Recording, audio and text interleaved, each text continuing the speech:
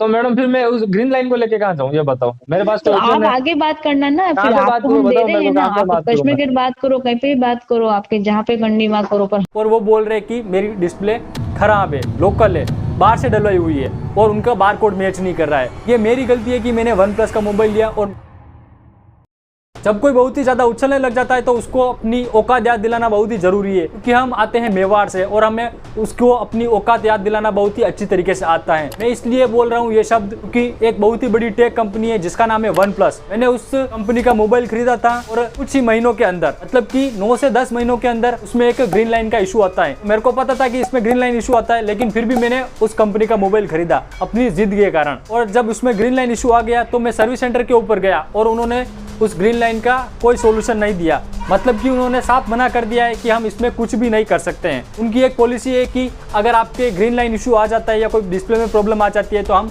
Life time display change करके देंगे। तो मेरे ना तो डिस्प्ले टूटी हुई है और ना ही डिस्प्ले के अंदर कोई पानी वानी गया है। उनका कहना यह है कि मेरी जो डिस्प्ले है वो चेंज हुई है, मतलब कि मैंने ऊपर से डलवा रखी है, लोकल डिस्प्ले है, लेकिन मैंने अपने मोबाइल को कहीं बाहर से नहीं खुलवाया है और ना ही कभी रिपेयर करवाया है। और वो बोल रहे हैं कि मेरी डिस्प्ले खराब है, लोकल है, बाहर से डलवाई हुई है और उनका बार कोड मैच नहीं कर रहा है। ये मेरी गलती है कि मैंने वन प्लस का मोबाइल लिया और मेरा मॉडल नंबर है वन प्लस 11। मेरे को सिर्फ एक मोबाइल मिला, ये मेरे को पता है, लेकिन वो बोल रहे कि इसमें बार कोड मैच नहीं कर रहा है, डिस्प्ले का जो बार कोड होता है वो मैच नहीं कर रहा है, तो हम इसमें कुछ भी नहीं कर सकते। मैंने इनके ऊपर लीगल एक्शन भी ले लिया है और मेरे फोन की कंडीशन भी आपको बता दूंगा। ना तो इसमें एक भी स्क्रैच आया अभी तक और ना ही मैंने इसमें अभी तक कुछ भी रिपेयर करवाया। मेरे पास शुरू से इनकी कॉल रिकॉर्डिंग है, वो मैं आपको सुनाऊंगा और आपको बताऊंगा। बस मैं आपसे ये चाहता हूँ कि आप मेरी इस सारी की सारी कंडीशन में मेरी मदद करिए, क्योंकि मैं इस वीडियो में 1% भी गलत नहीं हूँ। अगर मैं गलत नहीं हूँ तो मैं उनसे झुकूं क्यों, मैं उनको पैसे देकर अपनी डिस्प्ले क्यों डलवाऊं।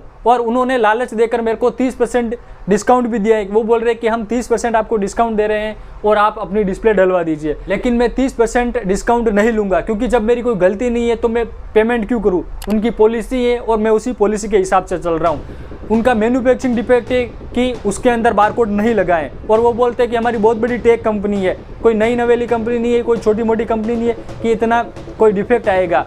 तो मैंने उनको डायरेक्ट ही उनके मुंह पर जवाब दे दिया कि अगर आपकी इतनी बड़ी टेक कंपनी है तो आपके ग्रीन लाइन इशू आपसे क्यों नहीं सोल्व हो रहा है। तो बस मेरा इतना सा आपसे निवेदन है कि आप इस वीडियो को जितना हो सके उतना अपने दोस्तों के साथ शेयर करिए और एक आवाज़ उठाइए। आपको भी लीडर बनकर मेरे साथ खड़ा रहना है और आवाज़ उठानी है, क्योंकि ना इसमें मैं कोई गलत हूँ और मैं आपको सारे के सारे प्रूफ बता दूंगा। मेरे पास जितने भी बिल पड़े हैं मैं सारे के सारे बिल बताऊंगा और मेरे पास जो बॉक्स आया था वो भी मैं बताता हूँ आपको। तो अभी आप देख सकते हैं कि मेरे पास ये पॉलीथीन है जिसको मैंने अभी तक संभाल कर रखा है। क्यों संभाल कर रखा है? क्योंकि मेरी 3 साल की मेहनत है। मैंने 3 साल तक एक एक रुपया इकट्ठा करके इस मोबाइल को परचेज किया है, तो मेरे को पता है कि मैंने इस मोबाइल को किस तरीके से परचेज किया है। तो आप देख सकते हैं कि ये मिला है मेरे को ये बॉक्स मिला है। इसके अंदर से कुछ भी यूज नहीं हुआ है सिवाय मोबाइल के और चार्जर के। इसमें अभी तक जो मोबाइल की पॉलीथीन होती है ऊपर मैंने कहीं भी नहीं फेंका है, क्योंकि मेरे को पता है कि मैंने किस तरीके से इस मोबाइल को परचेज किया है। आप देख सकते हैं कि ये मोबाइल पर रैप होती है पूरी, इसको भी अभी तक संभाल के रखा है मैंने।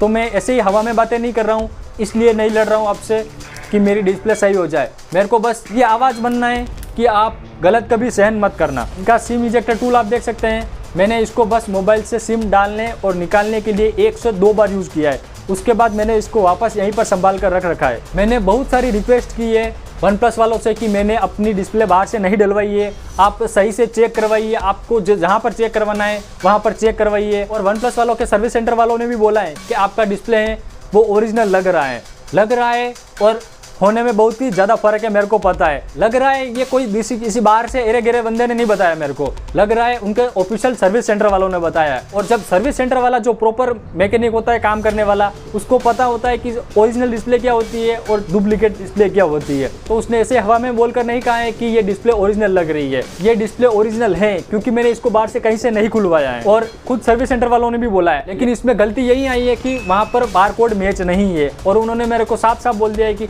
अगर इसमें बार कोड मैच नहीं है तो हम इसका डिस्प्ले चेंज नहीं करेंगे। उन्होंने जयपुर तक बात करी लेकिन कहीं पर भी काम नहीं हुआ है मेरा। तो मैंने बोला कि मैं अब इस मोबाइल को लेकर कहाँ जाऊँ, तो उन्होंने बोला कहीं पर भी लेके जाओ लेकिन यहाँ पर अब ये नहीं होगा। तो मैंने बोला कहाँ होगा, तो उन्होंने बोला अब ये कहीं पर नहीं होगा क्योंकि इसका डिस्प्ले है वो मैच नहीं हो रहा है। कॉल सेंटर में बात करी है, वन प्लस वालों से बात करी है, लेकिन उन्होंने भी साफ साफ मना कर दिया। मैंने ट्वीट किया है इंस्टाग्राम पे मैसेज किए, मेरे से जितना हो पाया मैंने सभी जगह से ट्राई कर दिया है, लेकिन कुछ भी नहीं हो रहा है। और सर्विस सेंटर वालों ने मेरे को ये डिनाई लेटर दे दिया है कि आपका इसमें जो डिस्प्ले है वो डुप्लीकेट है, मतलब कि ओरिजिनल नहीं है। अगर बार कोड मेंशन होता तो हम इसमें कुछ कर सकते हैं। तो मैंने बोला चलो ठीक है, एक बार आप मेरे को मोबाइल दे दो, हम आगे की कार्रवाई देखते हैं।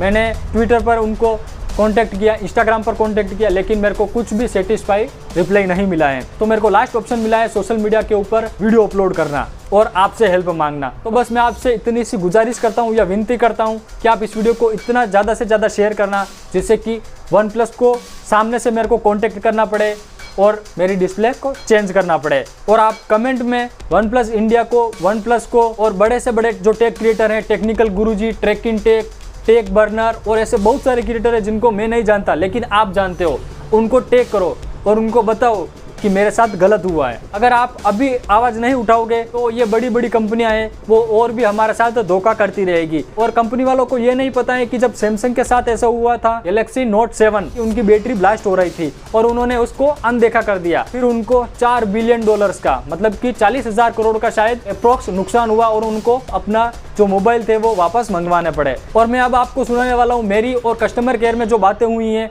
आप उनको ध्यान से सुना और उनकी आप दादागिरी इस कॉल रिकॉर्डिंग में सुनना। लोकेश जी OnePlus से बात कर रही हूँ। हाँ वो हमने ना डिस्प्ले आगे से मैच करवाई तो आगे से मैच नहीं हो रही है क्योंकि आपके पार्ट अलग लगे हुए हैं उसमें, तो आगे से है ना रिजेक्ट हो रहा है वो केस। पार्ट अलग लगे हुए हैं।